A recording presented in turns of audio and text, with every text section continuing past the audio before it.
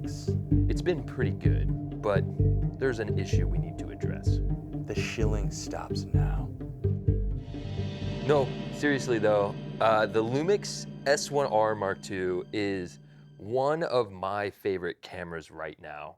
And I know talking to you, it's also one of your favorite cameras. Dude, it might be in my top 2 or 3. But here's the thing. This is not an issue that I have experienced too much, as well as yourself, but we're seeing it all over. The S1R2 has a massive overheating issue, and you know, it would be weird for us not to address it and just kind of ignore it. Especially because we were involved in like the launch event and stuff. Yeah.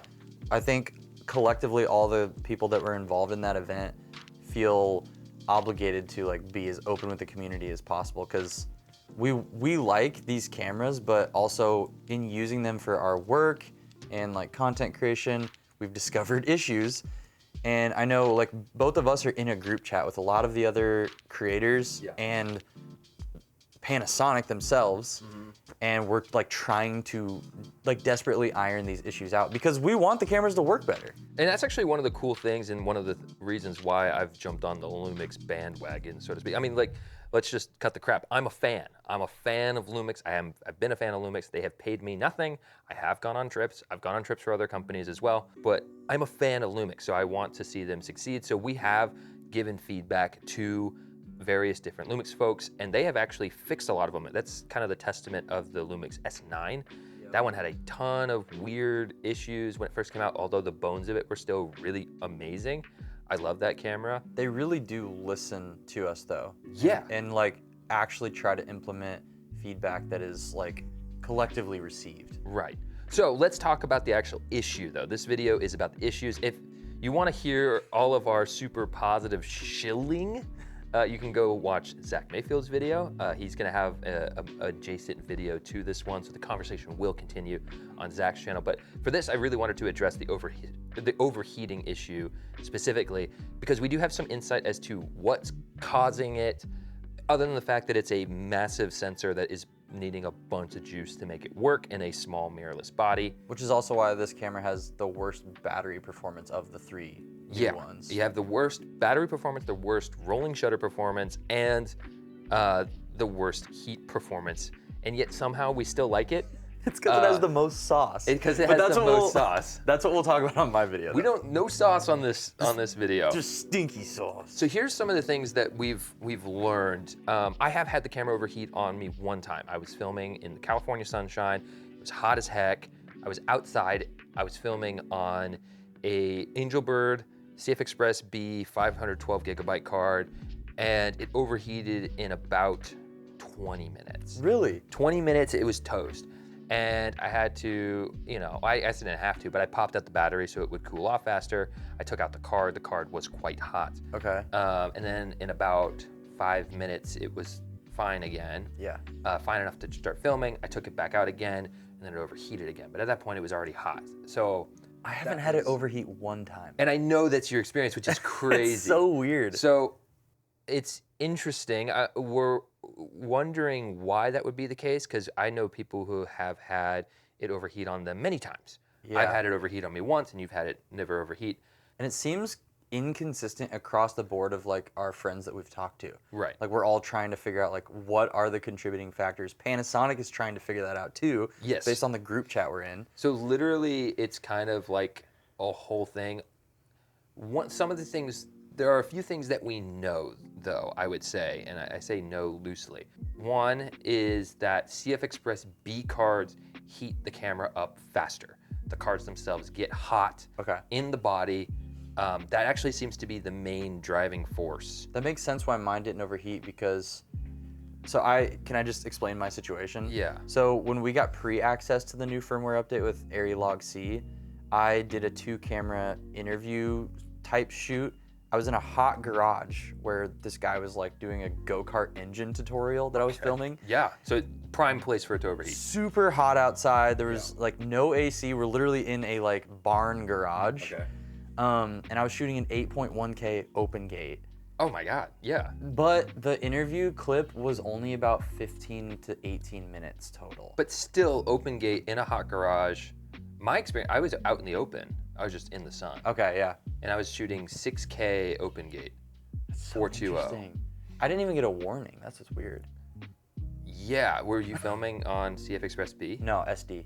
Okay, so that's definitely one of the things. So if you're I using think. this camera and overheating is a concern, SD cards seem to be one of the main solutions because those CF Express B cards get hot. Yeah. The other thing that we know is that the types of CF Express, so like the companies of the CF Express B cards could vary the performance, right? I just feel bad for people who want to actually invest in this. Yeah. Because it's like so much information you have to try to figure out. Right. And it's like, what brand of SD cards do I have to buy when like they're not cheap? No, they're not. They're expensive. Yeah. Let's go ahead and address that. I'll get back to the brands. This camera is not great in a lot of ways.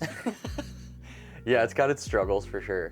It's actually like, it's really annoying. It's not like usually a lot of times when you're buying a camera like this, you want it to just work. Yeah. Like the Sony FX3 works. Yeah, Works that's every single day, no matter what you do to it. it's simplicity. It's simplicity at its finest. It's not going to give you all the features that you want.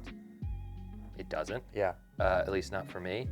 But it works every single day, which is super valuable. Yep. This camera doesn't do that. Now the S1 II does, in my opinion. That's what we're filming on here, and then also on Zach's angle. And then we have the S1 IIe In the on back. our nifty little slider shot right here. Yep. Those cameras just seem to work every Yeah. single day. So this camera is a unique piece. It's almost like you kind of have different cameras that are almost different paintbrushes. You know, Yeah. it's like when we saw the image on this camera, we were like, Oh goodness. what in the world? And again, we were testing it out in the winter. So we Yeah. actually, it was like freezing. Yes. And so we didn't have the overheating issue, so we just saw the positives of that sensor. Now we've sobered up on it, and I still love it. It's like we still with it. love the image, but yeah, the usability for working professionals in video Yeah. is riskier. This for is sure. this is a dangerous camera to get if you need it to work absolutely perfectly 100% of the time. We do YouTube content, Yeah. so like It's just sporadic when shooting. it overheated on me, I was like, ah, darn. Yep. I'll wait. Yeah. I'll get a Mountain Dew. Yeah, like I'll just chill out for a minute. But if this needed to be like we are on a time crunch, we have a window of time with certain actors or whatever you're Yeah, doing. dude. That you can't have that. You can't have that. Like that would be a problem. So Lumix is aware of this, and they are going to hopefully address it. So back to the cards, the Angelbird cards for some reason seem to be a large issue in this camera specifically. Interesting. Okay. I think I was using a SanDisk in So the R. the SanDiscs are much better. Okay. So Lumix has said that there's certain companies that they work closely with, and those I mean, are the SanDisk was at the Yes. S1 II event. Exactly. So there's certain companies that they work closely with, and therefore their cards are like approved essentially. Weird. Right. I don't So- get how it works, but it's Yeah, so strange. so it's wild. So my Angelbird cards, which I love my Angelbird cards, I use them on everything, is now potentially an issue. So there's another issue with this camera. So it's like, I felt like if I didn't make a video, even though I still love the camera and I use the camera all the time and I like the image off of it, I felt like it'd be weird for me not to point out, now that I've used it longer, the issues that I have run into Yeah. with this camera. I always think of the marketing aspect, and I'm thinking of like the presentation we were at in Norway Right. with this camera, and it was like all about resolution. Right. And it's like, is there a problem with how the camera is marketed? Because I am like pretty done with like everything being hybrid. I just want Panasonic to make their own FX3 so bad. Yeah. Where it's like, this is designed for video. Yes. Because like the internals of these cameras, the S series that have come out, are way more designed for video than you could even argue against an FX3. Right. But the body and the build are, it's a photo camera. yes. Yeah. Why? Well, actually, this is a photo camera. See, this is where we run into the issue. This actually is genuinely a photo camera that we're I know. It's a photo camera. But it shoots 8.1K open gate area log C. I know. It's literally, but like this is the crazy thing. It's literally a photo camera with a cinema sensor in it because it's Yeah. allegedly the same sensor that's in the Ronin 48K, Yes. right? So that's It's magic. insane. It's a magical sensor. So that's why we try to make it work, because the image off of it is genuinely beautiful.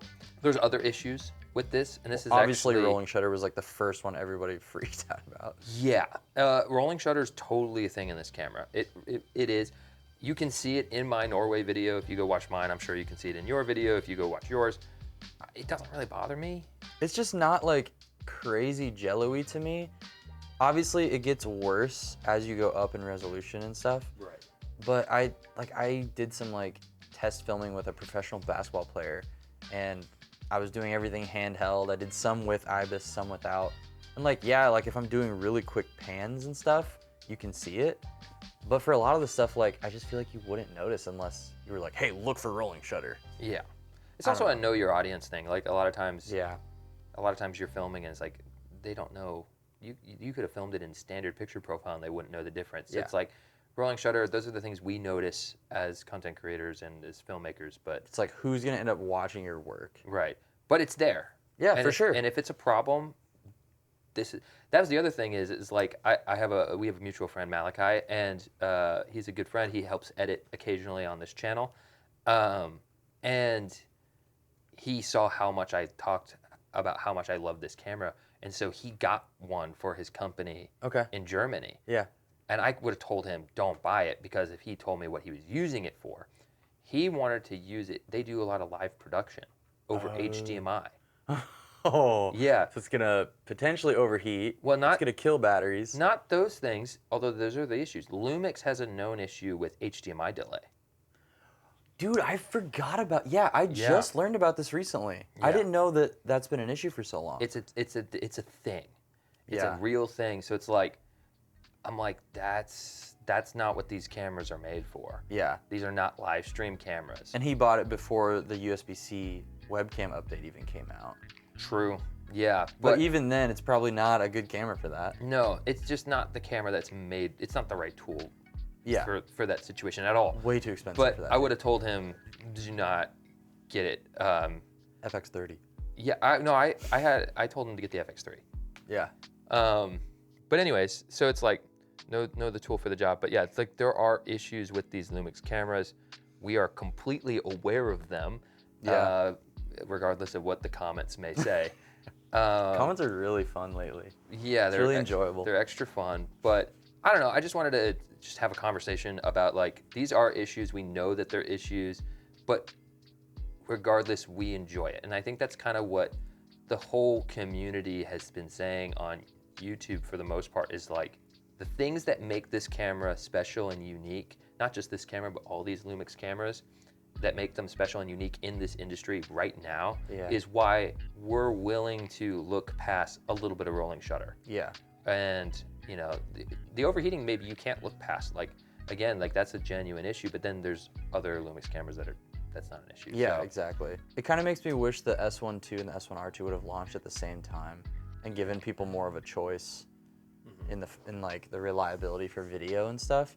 So now my question is like, I'm just riffing off the top of my head, but like, what is the next step? Like, let's say Panasonic cannot resolve this. Like, do people return their cameras? Is it too late? Do they sell them? My friend in Germany, Malachi, he returned it. Oh, okay. Wow. Yeah. He returned it. Totally makes sense. I mean, it was not the right camera for him at all. But then again, I know someone else who I met in New York, and he just picked it up and he's stoked on it. Yeah. So it's like, all these things are unique to the person to person. For me, and I think probably for you, overall, I'm still stoked on this camera. This is still gonna be the one that I use the most between the three. Yeah. Cause like I'm doing these 7-day tech documentary videos, and I shot one on the E and one on the R. Yeah. And I was like, dude, the R it just looks so good. hits different, man. It just looks awesome. It has the sauce, but anyways, if you want to know what the sauce is, now is your opportunity. I'll have a video right here that you guys can click on and go check out Zach Mayfield's channel, where we'll talk about all the things that make this and potentially LUMIX as a whole worth the hassle. Yeah. Thanks for watching Kinotika, guys.